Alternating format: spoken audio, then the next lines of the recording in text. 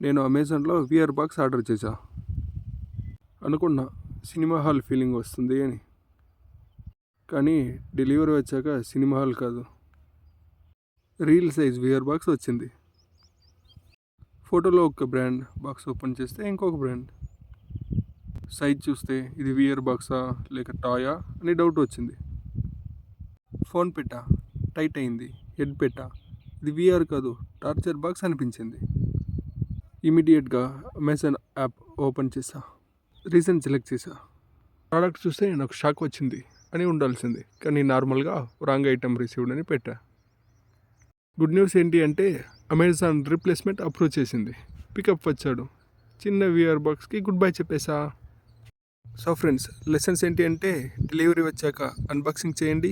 Product కరెక్ట్గా లేకపోతే tension వద్దు. రీప్లేస్మెంట్ బటన్ ఉంది, అదే దేవుడు.